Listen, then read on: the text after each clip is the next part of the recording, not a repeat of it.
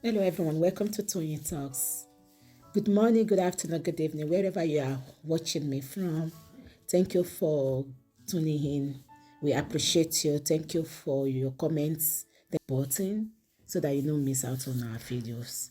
Yes, let's dive into this. Today's video is going to be, let's watch it right now. Thank you. I'll see you in my next video. Stay safe, stay blessed. I love you all. Bye.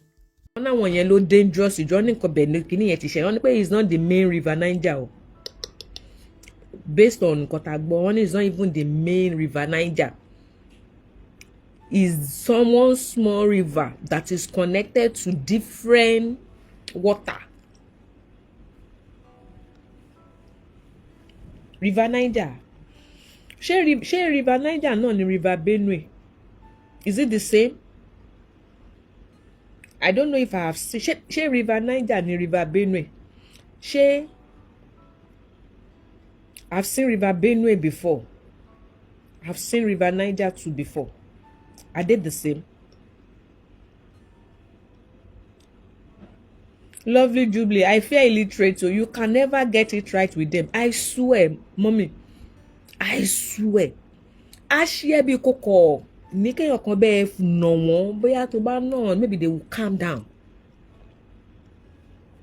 River Benue is different. Ǹjọ́ tí mo kọ́kọ́ rí river Benue yẹn. Chills. River tẹ́ pé you will be around the maybe the shore. Not that pé you are very close to the shore. You will be feeling big but pé wọ́n fọ́n omi sí ẹ lára. That was how I felt that day. I don't know if that is how it is for every other person. We went to the river. There is a market in River Benue. There's a market around there. We went to get some stuff. River yẹn, ó send chills. Orí mi wú mo pé ó dẹ̀ tutù. Very cold. That was my own experience. Health and safety needs to be taken more seriously in Nigeria. I just returned from Nigeria a few days ago. Unfortunately, all you can see around you, so many accidents waiting to happen. You see? River Niger yẹn, ṣé ìyẹn ló wà ní Onitsha? Tí wọ́n ṣe bíríìjì kan báyìí sí yẹn, ṣé òun ni? Mr. Olaniyi. Ṣé River Niger òun ni tó wà ní Onitsha Road, Anambra Onitsha Road?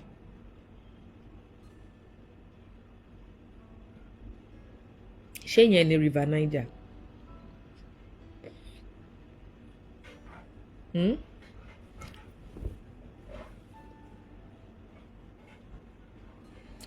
Ṣé ti rí àwọn nẹ́tíwọ̀kì yìí ẹ fẹ́ pààyàn. Let me switch to Wi-Fi.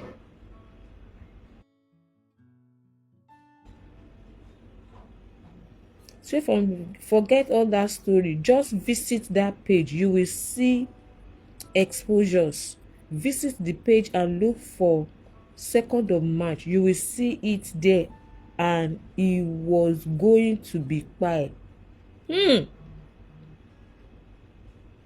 Page wo nìyẹn? Angel Michael, page wo lẹ fẹ́ kí n lọ wò? Angel Michael. Okay, èyí tó níbi bridge bí flyover bridge tí wọ́n fi irin ṣe báyìí. Flyover bridge tí wọ́n fi irin ṣe yẹn ní River Niger. Mi ti débẹ̀ yẹn, mo gbàbẹ̀ mi débẹ̀. But mo dé Benue.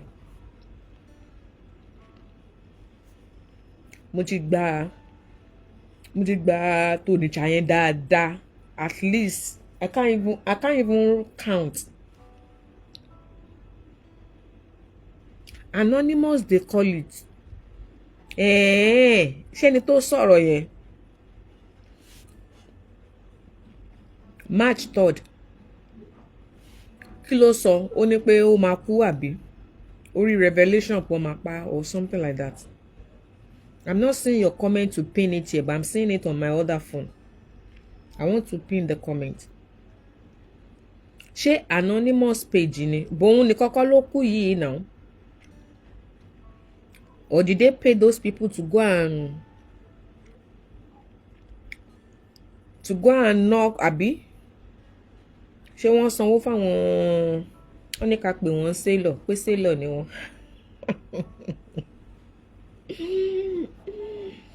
Yeah, wọ́n ní ká pè wọ́n sailor. If you are traveling to the north of Nigeria, it's close to Onitsha. Okay. Ìyẹn mo ti gbàbẹ̀ rí countless time. I can't even count. I can't count that one. Ìyẹn náà báyìí wọ́n ń gbé ship gba orí ẹ̀ o, and it's a river. Kò ń ṣe ocean o, kò dẹ̀ ń ṣe lagoon.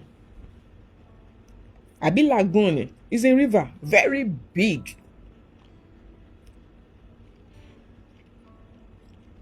Ó ń pẹja lórí ẹ̀. Very big river. Wow. Kì í ṣáà ń ṣe lagoon, àbí lagoon ni? Kò ń ṣe lagoon bíi Tomiland lagoon náà. Òun ń ṣe lagoon, river ni. But the river is wild, very wild.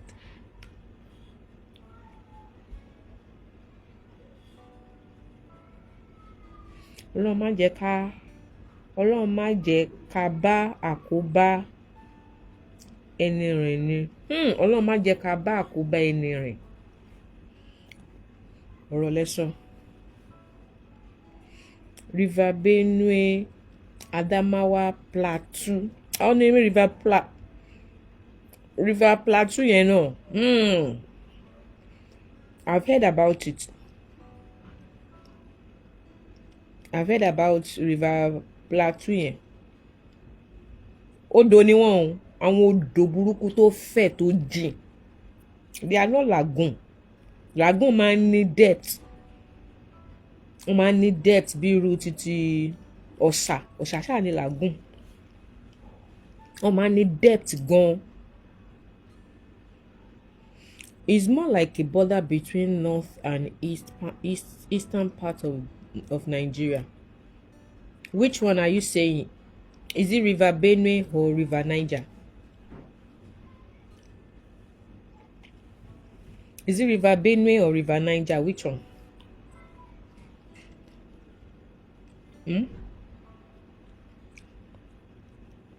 Àánú ẹ ṣe mí gan. Ikú tó kú yẹn is avoidable. Èṣù kò fẹ́ jọba ni. Ọlọ́run ò dẹ̀ ní gbà fún. He saw it. Èṣù kò fẹ́ gbógo ti ẹ̀ ni. Ó kò fẹ́ gba ògo. Because he saw it ẹnu ẹ̀ ló fi sọ wípé ẹ ṣàánú mi. Èmi nìkan ni ìyá mi bí mo dẹ̀ ná ọmọ mẹ́ta tí máa tọ́jú. Èṣù kò fẹ́ gba oríyìn ní ti ẹ̀ ni.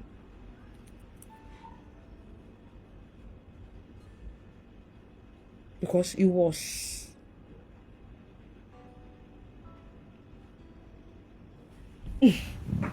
Àwọn odò òfò. Màmá lọ perform rituals níbẹ̀.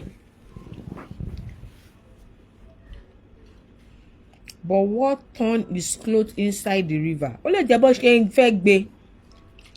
Ire ni tèmi, ẹ̀gàn mi dògo. You know when you drown and you have clothes on, is another weight on you. Do you understand? Do you agree? When somebody drowns and you still have clothes on you, you are adding to your weight.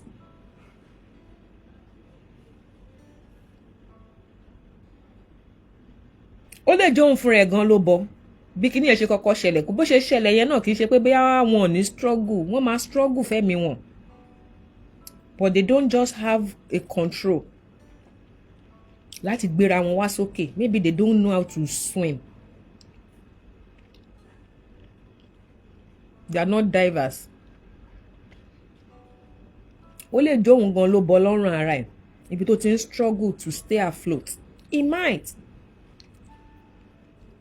And it might be the people who are trying to rescue him that pulled his clothes, that removed his clothes. To be honest, water is very powerful. I agree with you 100%.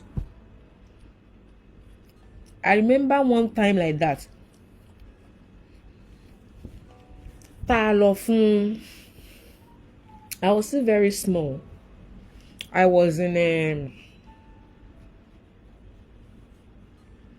maybe GS3. Yes. GS3, junior class. Apari junior class. Afefe was senior class. I want to celebrate the end of junior class. Bá ṣe lọ bá beach nìyẹn. Bá beach ṣì wà ńgbà yẹn, a lọ bá beach. Mi ò wẹ̀. Mo dá dúró mi. Mi ò join àwọn tó ń wẹ̀. Because number 1, aṣọ mi ò gbọdọ̀ tutù délé. Number 2, mi ò dágbére ibẹ̀ yẹn. A kò gba school. Mo ṣe follow tag along. Mi ò dágbére ẹ̀ nílé. So I was careful with everything I was doing. From nowhere, somebody just pushed me from behind. Ó dé wham nínú babish. Ó dé wham nínú babish.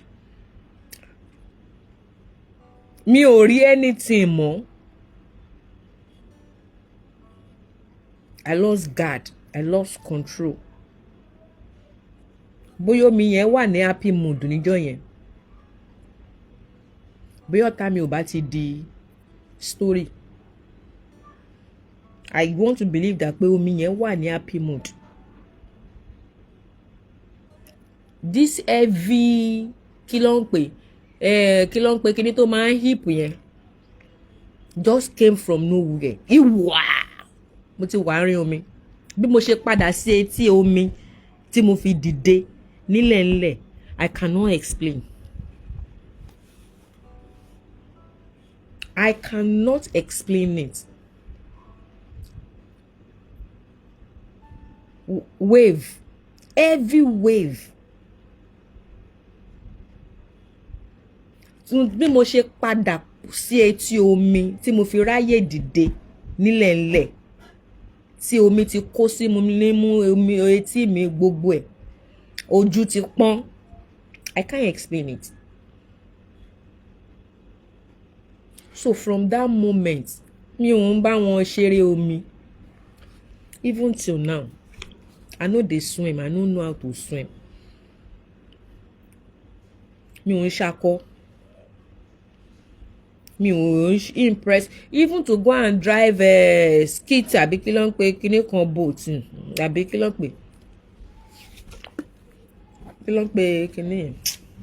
Ṣé jet ski? Jet ski. Mi ò ń ṣakọ. I cannot do it alone. You have to do it with a diver. That one I can. I have to do it with a diver. I cannot do a lone one. To my dear nìkan jet ski. No. I can't. Anything can happen.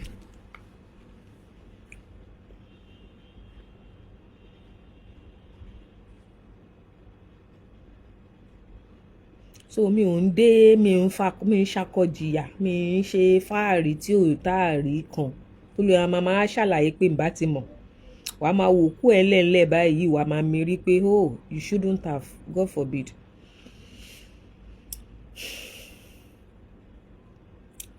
Àní gbọ́jọ́ lọ́jọ́ lọ. Àní bá wọn kúkú àjọkú lágbọ́rọ̀ Ọlọ́run, àní kúkú ọ̀wọ̀wọ̀. Àní rárìn fẹsẹ̀ sí. Ìjọ́ tẹ́bi bá ń pọ̀nà, àní jáde. Ìjọ́ tẹ́bi bá ń pẹ́lé, àní sí nílé. Ẹ̀yin kété báyìí lọ máa ná fọ̀ ṣẹ̀. Kété tó lọ báyìí ní kinní kan ṣe. Bẹ́ẹ̀ ṣe bàbá rẹ̀ Ọlọ́run a máa kó wa yọ nínú ewu.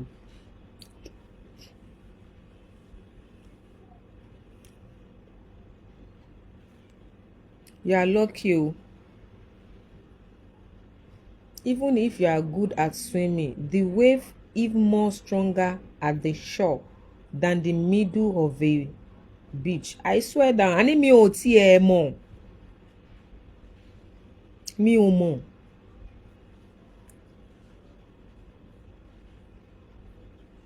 Mi ò mọ̀.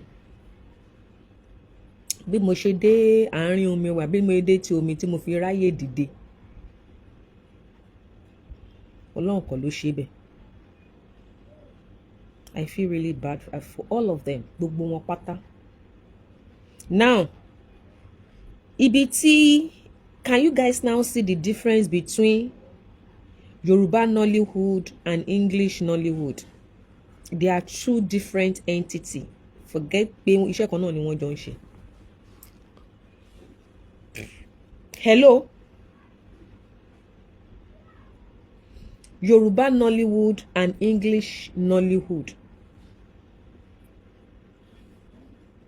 They are more organized than the Yoruba. Kílẹ̀ ní ìtò mọ́. Their chairman, their president has already issued a statement.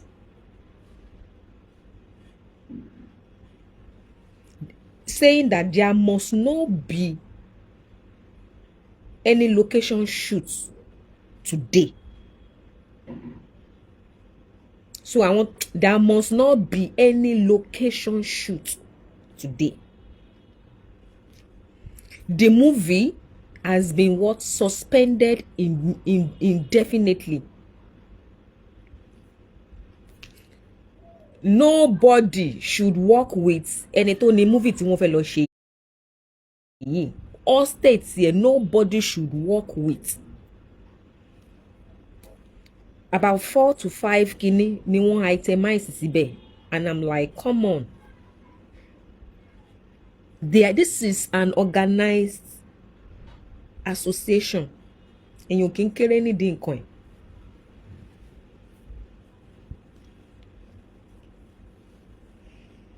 Whether you have aged people under your association, under your kini, they have to follow you rules and orders.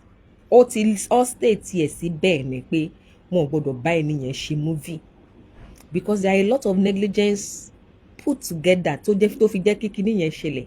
Àwọn tẹ́ ń kó lọ provide life jacket fún wọn.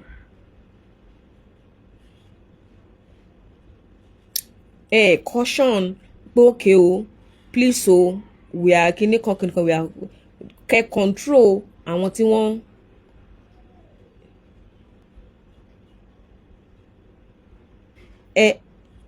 Yes, Irene Temi, they are very more organized. Àwọn English kíní yẹn. President wọn ti sọ̀rọ̀, ti gbóhùn sókè, ó itemize ẹ̀ ní, so that you not say you missed out on any of the points.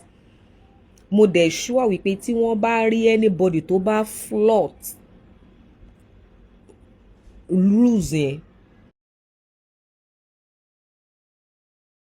mo mọ̀ pé sanction wà.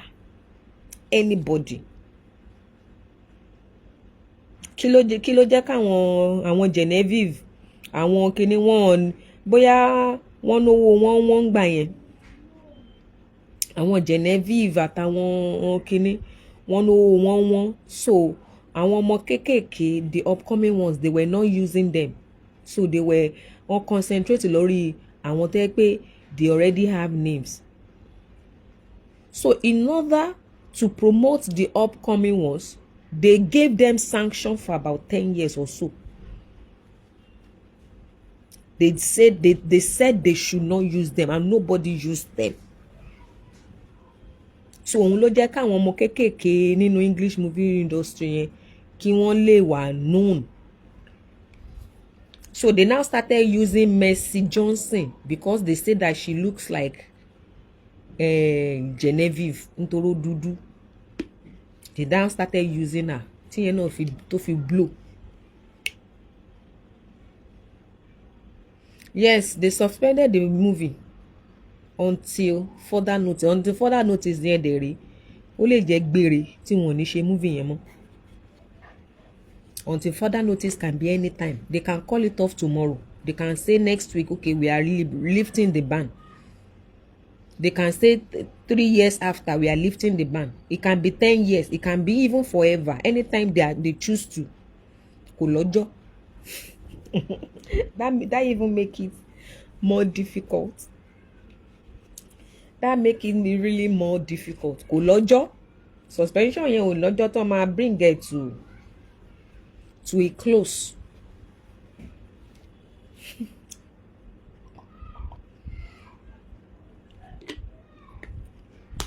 It is well. Àánú wọn ṣe mí.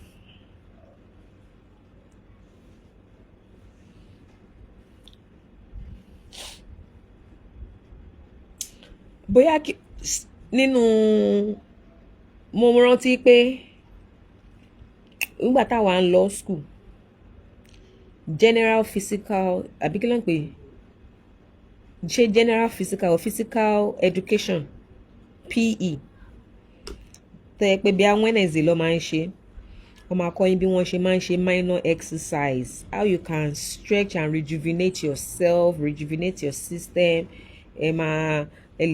Ẹ lè sáré, ẹ lè jump, ẹ lè ṣe all those body movements just to, you know, wọ́n máa ń ṣe. Bóyá kí wọ́n include CPR sínú, kọ́ include CPR, kọ́ include sínú curriculum from primary school.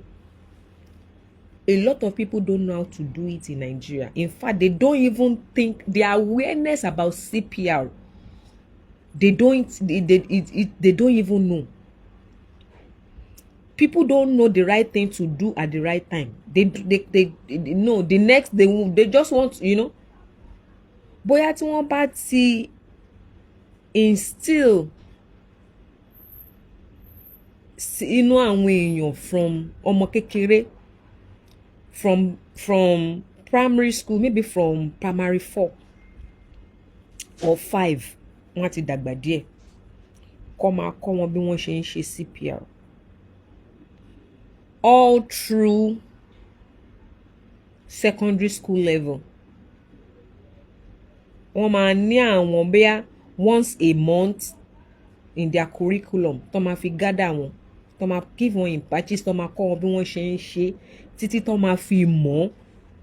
You don't have to be a doctor to be able to perform a CPR. You don't have to be a nurse. You don't have to be a medical personnel before you can be able to perform a CPR.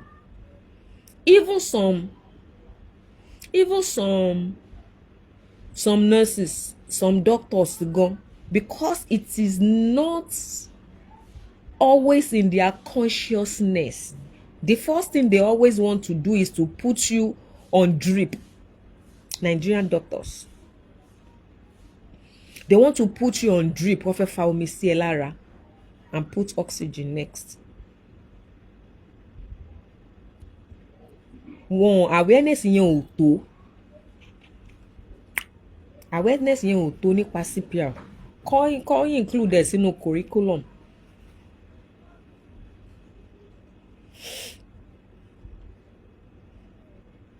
Yes, thank you, Ola.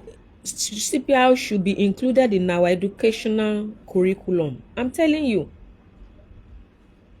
They should include it from primary 5. Ọmọ primary 5 àti gbórin díẹ̀. Àti máa ìmí ti lè wà bí ọmọ primary 5, ìmí ti lè wà bí 8. Èyí tí education ẹ̀ bá yá. Èyí tó bá slow á jẹ́ 9. Primary 5, which is okay. Kọ́ máa kọ́ wọn díẹ̀ dídí tó bá ti wá di secondary school, kọ́ máa ṣe maybe twice a month, or kó wà lára part of their curriculum tó máa kó wọn lọ síbi kan tó máa kọ́ wọn. It will not be a one time, so that it will be ready. They will grow up with that understanding pé when certain things happen, this is the first thing you should think where there is no doctor, where there is no nurse. This is the first thing you should do.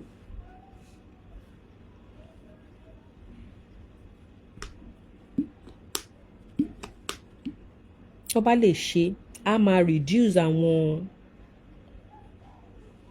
ikú pẹ́pẹ̀pẹ́ tó yẹ pé they are avoidable.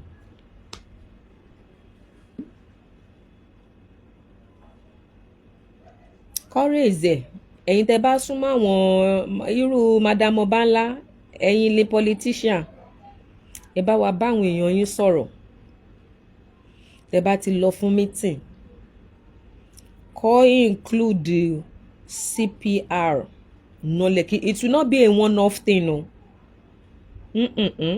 It will be something that will grow up as part of their activities in school. Irú ìtàn máa ṣe literary and debate so àkíní kan àwọn include òun náà mọ̀ wọ́n máa grow papọ̀ mọ́ tó máa fi parí secondary school so that táwọn kankan bá ṣẹlẹ̀ wọ́n á wò ó pé how to check if somebody's pulse is still alive. You don't have to be a medical practitioner to know that. You don't have to be a nurse to know that. How to check pulse. But no, this person is not dead yet. The pulse is still breathing.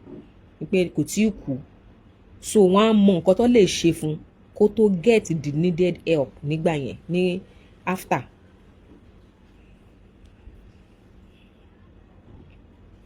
The schools may not be able to pay for it except it's subsidized. Ìjọba ló máa san, it's not school. Ìjọba ni who is paying teachers? Is it school? Àwọn private nìyẹn, ẹ̀yin private ilẹ̀ ń sọ yẹn. Okay, àwọn private, I'm talking about government right now. If government insists that it should be part of the curriculum, àwọn school máa wọ́n sí ni, but at least it will be for the betterment of all. It will be for the betterment. Okay, someone is confirming that they do it in the UK. Oh, it's part of their curriculum. That's nice. That's the first thing you learn in the UK. It goes along with health and safety. Yes. That's not in UK education system, except parents pay for after school clubs or they pay somewhere. Oh, Funlo Talks is antagonizing you people, saying that Ipe is part of UK this thing. Also, she is saying that unless you pay for it. Oh, you call it she. I know it can be kini. Tó bá lọ train àwọn teachers wọn, if they want to make it cheap. Tó bá fẹ́ make it cheap tí wọ́n fẹ́ lo medical people, they can teach their teachers. They would ask one or few teachers, maybe 4 or 5 in a school, in different level. One teacher from GS1, one teacher from GS2, one teacher from GS3, one teacher from Somalobe. Be 6. One lọ training wọn. Àwọn ló máa cascade it down to the student. So that one will be cheap. That one will be very, very cheap, and it comes at no cost except the training costs. Tíjọba máa ṣe.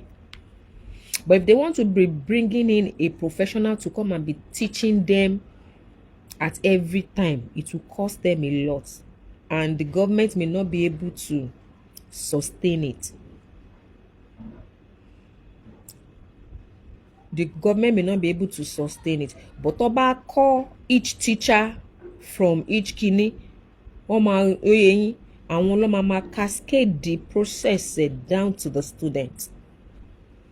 One day my she teaching, one rotate. That means parents should train their children health and safety. Yes, health and safety. Me, I don't joke with health and safety. I don't.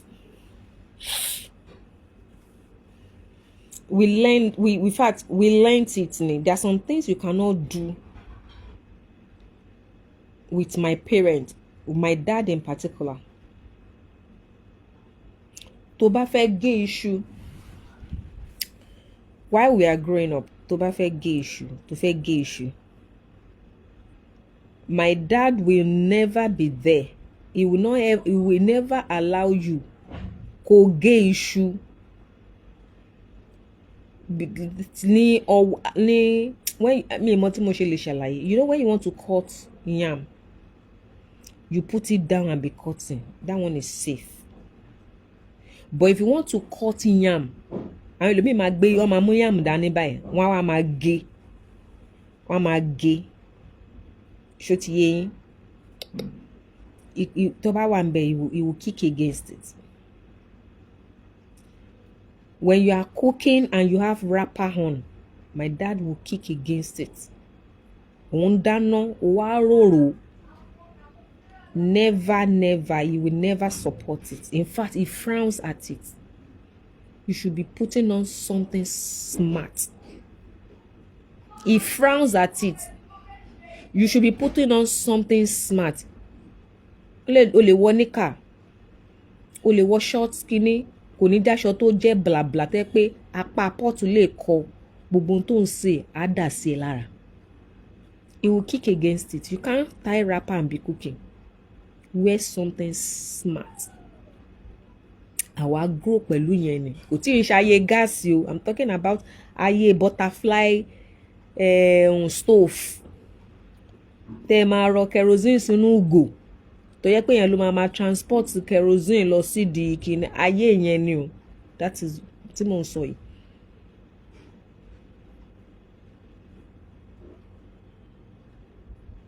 My dad will never allow you to use blade to cut your nails.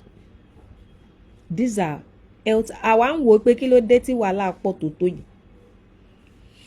He will not ever allow you to use blade to cut your nails. You use cutter. He has them in different cutter, nail files and everything. Stove olójú méjì, wàhálà ẹ̀. You cannot use blade to cut your nails. If he is there, he will kick against it. He will kick it. And if you go ahead, the reason why he was kicking against it, you eventually learn it over the time. Torí gbà kan máa wà tó máa ń ṣe accident tó máa fi blade yẹn gera ẹ ní ọwọ́ bí tó ti ń gé ìkànnà. You will use cutter. He taught us when you are leaving home. Ayé ìgbà tá a ṣe ń lo postpaid ni o, use and pay later. You will use and pay later. He taught us not to be putting on lights in the afternoon. He taught us when you are leaving home, you put out all the sockets. You put off the light, you put off the fan, you put off any socket. Tinobawa, Omapa, when you are leaving home, he taught us that one.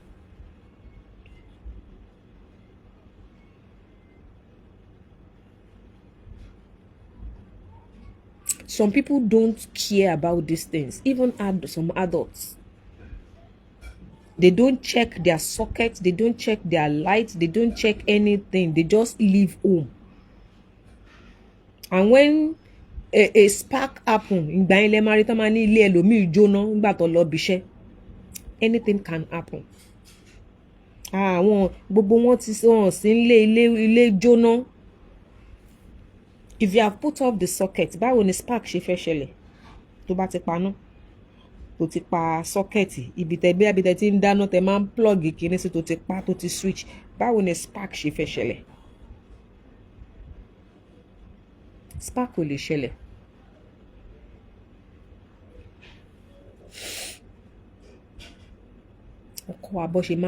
These are health and safety that you be thinking that pé titi yín pọ̀. But eventually you get to know that pay is for your own good.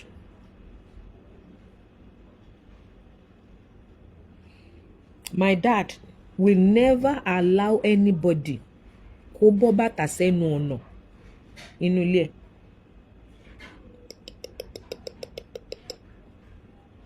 Ibi táwọn èèyàn tẹ́yàn ń fi ẹsẹ̀ gbà, o ti ṣetán, o fẹ́ wá bàtà yẹn tì ní, o máa wá títí Jésù máa fi dé. Wàá máa wá, wọn ò dẹ̀ ní sọ fún ẹ pé àwọn làwọn kò, àwọn ti kó bàtà yẹn, wọ́n ti kó pamọ́. Wàá wá, ibi ni mo kó sí, ibi ni mo bọ́ sí.